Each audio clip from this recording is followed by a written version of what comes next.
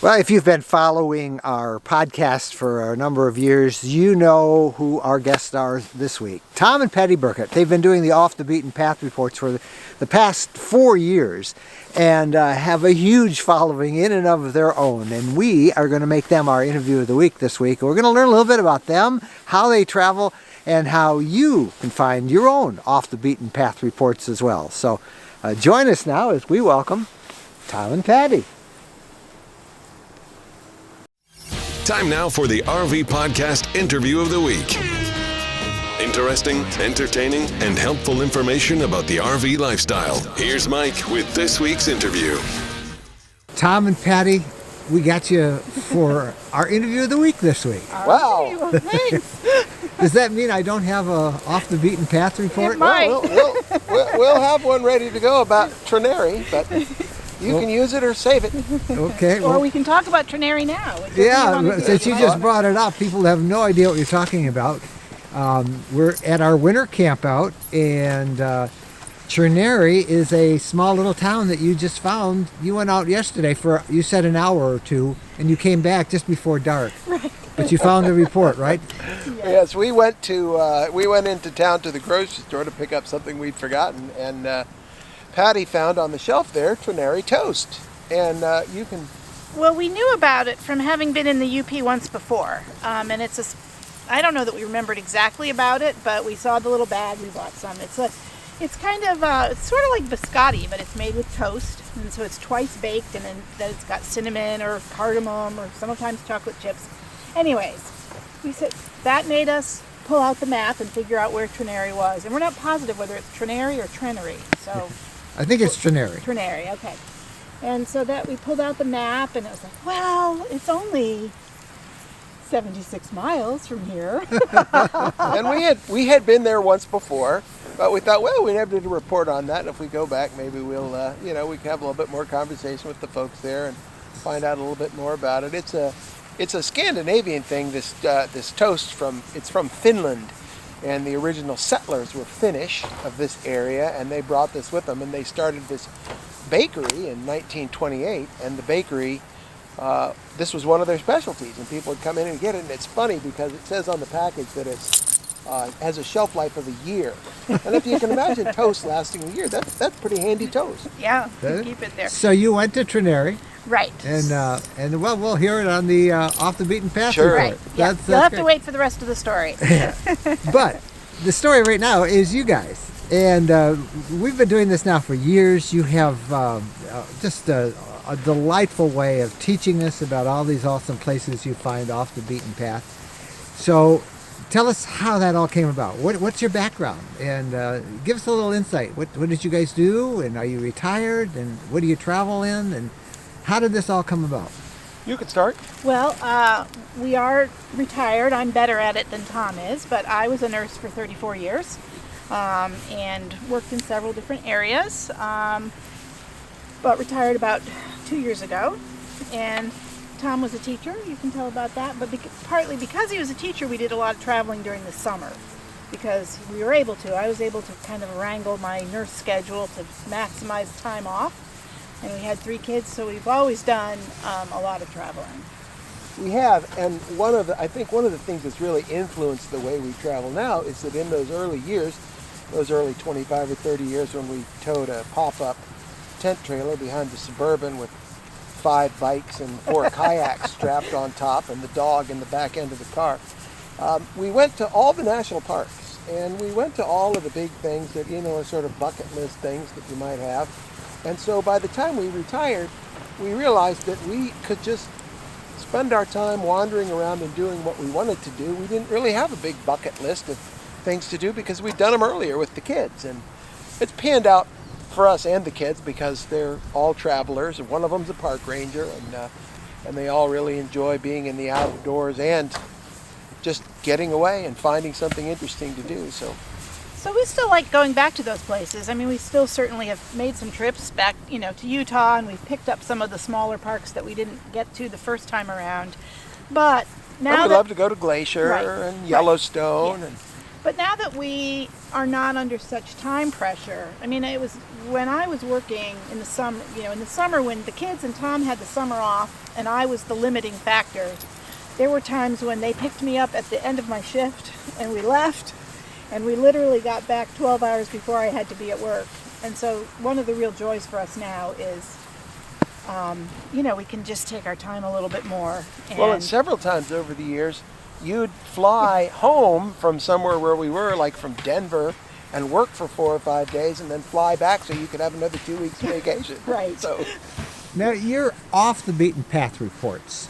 We've had them now for, I guess, we're probably 4 years. Yeah, I think maybe. You came right up to so. pretty quick. Yeah, I think we had the podcast for 5 years, and you've been at least 4. What makes an off the beaten path here? What gets you excited? Now, you just gave us a little hint while you were up here on this trip. You found about trinary toast, but you tend to teach, which we understand now from your background as a teacher.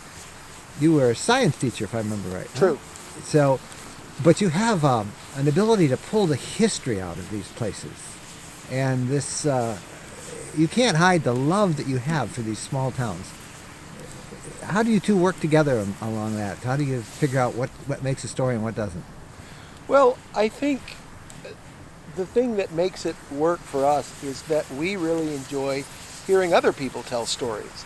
And no matter where you go, if you take a little bit of time to stop and visit with the people who live there, or even in a campground with the people who are stopped there, they have stories they love to tell, most all of them. And if you give them considered attention and act as if you enjoy what you're hearing, which we almost always do. We almost always do enjoy it. Then the stories just come out, and it doesn't make any difference where you go. Somebody asked me last night, well, how do you know where to go to find these stories? And I said, we could drive into Newberry and spend an hour visiting with people at the stores there and the gas station, and we collect 4 or 5 off the beaten path stories. And when you just asked the question about how do you decide what makes an off the beaten path report, when you said that, I was like, well, we don't decide what's an off the beaten path report. We just hear stories. And in fact, the only thing that makes something not an off the beaten path report is if it's too well known. Like, we aren't going to do one about the Smokies. Now, we have done 2 about parts of the Smokies that people don't go to normally. And you told us about the synchronous fireflies. Right, things like that, because everybody knows, everybody can look up the website and find the Smokies if they want to go there. Well, curiosity obviously plays a role in it, and that's what I've always said as a journalist, that's gotten me excited. But you saw something about trinary toast. You're in the Upper Peninsula, which is kind of a unique, off-the-beaten place part of this country in the first place. Exactly. And you said there's got to be a story behind this. And so you drove 150 miles almost round trip to find it. So some people probably think that's foolish. I mean, like, I was thinking about that, but some of the people here who are out hiking 4 miles, they're like, well, why would you come to the UP and take most of your day to drive to get that, just to get that story? For us, that's pleasurable. I mean, we're intrigued by history. We kind of love learning about the different areas of the country and who they were settled by. Like, I mean, there's a big, pretty much anywhere you go, there's an immigrant story of who were the people who settled that area. And so that's intriguing to us. So, and we like time, we enjoy time in the car and talking to each other and being with each other. So for us, driving those hours over there, talking to the people we got to talk to, and driving back is maybe equivalent to somebody else taking a 4.5 mile snowshoe hike. Now, you guys have been, you're traveling in a 1997 road trek. Road trek, 190 popular. Have you counted up how many states you've been in that? We haven't. Most of them except for the Pacific Northwest, which we've been to in other vehicles, but we've not made a trip up there yet in the road trek. Right. Yeah, but I think we've been pretty much everywhere else. Yep. Now you were sharing with me a couple of times. We all like to look at the start of a new year and plan out our trips, and you've got a couple of interesting trips Talk about those. What are you thinking about doing this year? Well, I have this notion that we've heard a lot of good stories around the edges of various places in the United States, places where cultures and lifestyles come together. So we're going to start out this year by driving the Atlantic coast from Ocean City down to Key West, and then coming back along the Gulf Coast, maybe as far as Galveston, here at the beginning of the year, and just talking to people about what it's like to live on the edge of the country. And that may develop into a project, but we'll certainly come across a lot of interesting stories in that, and we'll get some sun and some sea and have a good time. You also did this past year a off the beaten path tour, if you will, and you invited some people to come along with you from the group. Yes. How did that work out, and do you plan to do any more of those? It turned out great. We were in eastern Pennsylvania and focused on off the beaten path sorts of places. We visited some small factories and some small like family-run businesses. Some historic sites and some markets, and got to see the Gettysburg electric map, and stayed in some Harvest Host locations. And you had, you invited people from our group, the Facebook group, to come. So we had 5-6 people that came along. We could have, we could have taken more. I think we pictured it with a few more than that. Although certainly the size of, we couldn't have taken probably more than 10 people max, just because of the locations we were going to. They were small. And so it ended up being a really nice sized group because it was really easy to go from place to place. There's nothing like herding a group of, huge group. Besides your Edges of the Country project, you see doing any more of those maybe later on in the year? No, we might. We've thought about it. We've got a couple of ideas. We've got a notion for one that's up in western New York, and another one in southern Kansas and Oklahoma that pulls together some locations that we've been and some other places we'd like to see. And so we may do that. One of the things about both of us, but Tom in particular, is the fun of something is doing it the first time. So while we could easily repeat that Pennsylvania one, because we've already done the work, we have all the connections, we know all the places, the fun of doing it decreases for us. We like doing, it's the excitement of doing something the first time and seeing if it works. But we did have a good time with the people who came and getting to know them. That was very nice. Obviously, you've been doing this for a long time. You started off with your family as the kids grew, and one of your daughters is, as you said at the very beginning, is a park ranger with the National Park Service. She's with the Corps of Engineers right now, but she's been with the Bureau of Land Management, and park rangers kind of move around a bit, especially early in their careers. Now, do you think that she chose that field of occupation because of your traveling?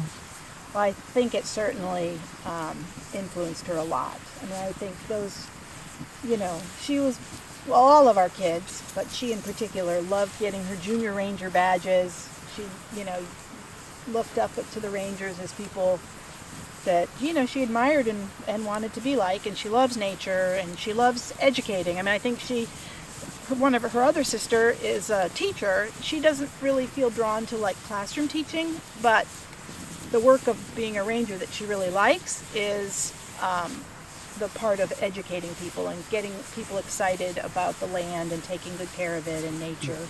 And that's stuff you learn by going out there and exploring. And by seeing a lot of park rangers. Yeah. So everybody probably asks you this, but I will anyway. What's your favorite? There are no favorites. Favorite place? Yeah.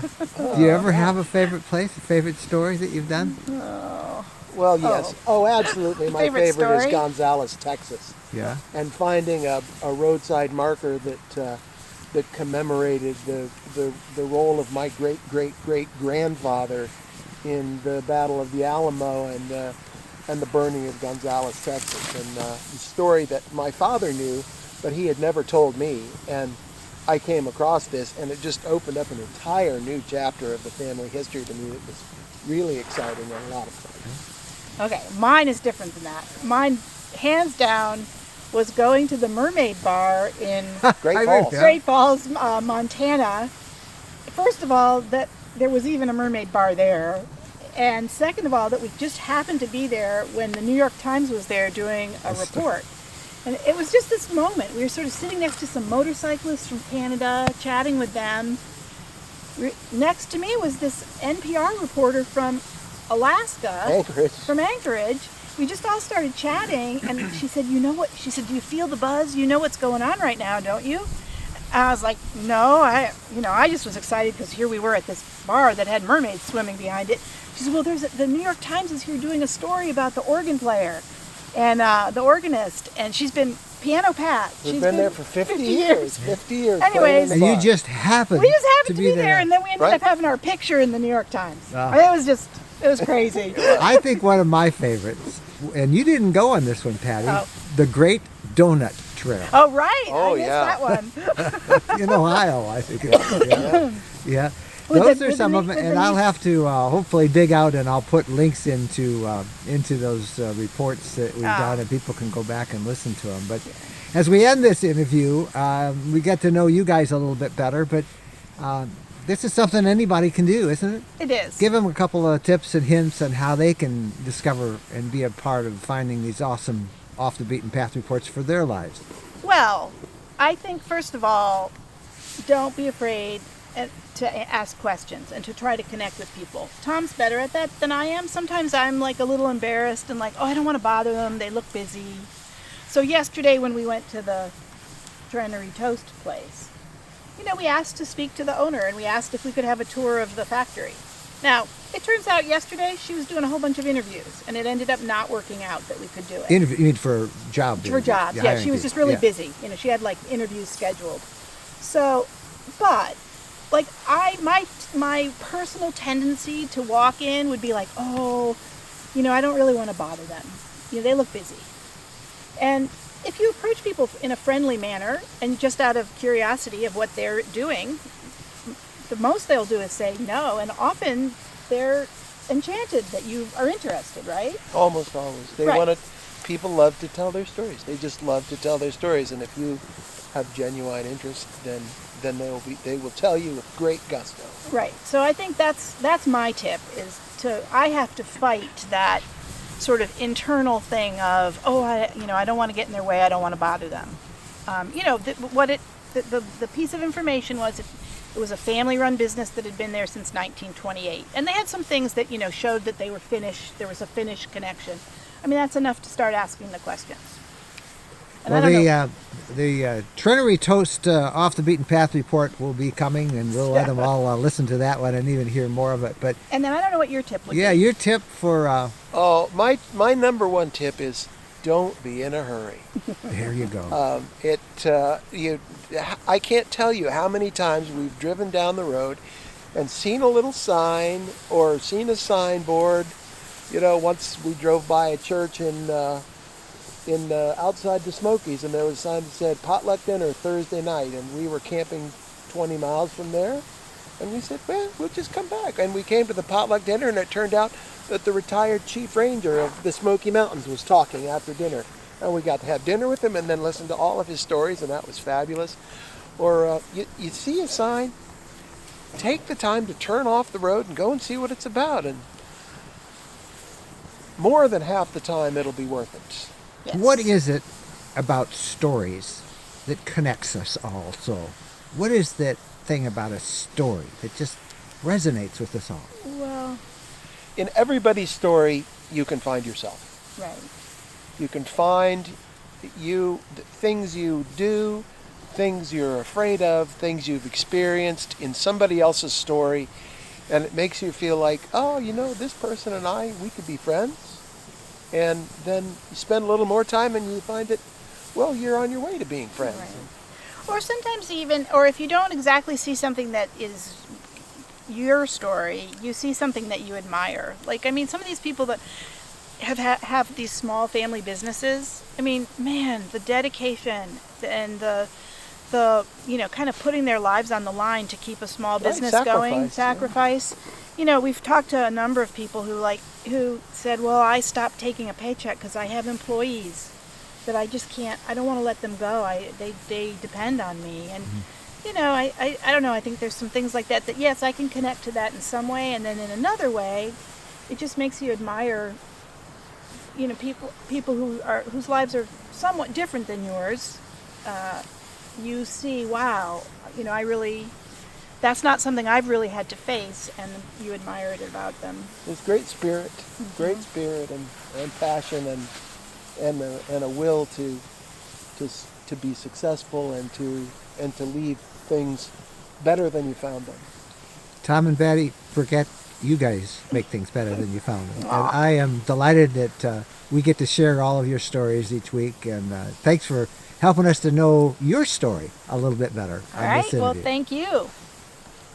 Thanks to Tom and Patti for making time for this interview, and we hope you enjoyed it. Would you do us a favor here on YouTube and give us a thumbs up if you liked it? Don't forget to subscribe to the RV Lifestyle channel, and when you do that, click the little bell icon, and then you'll be notified when we have new videos online. I'm Mike Wendland. Thank you guys so much for watching, and happy trails.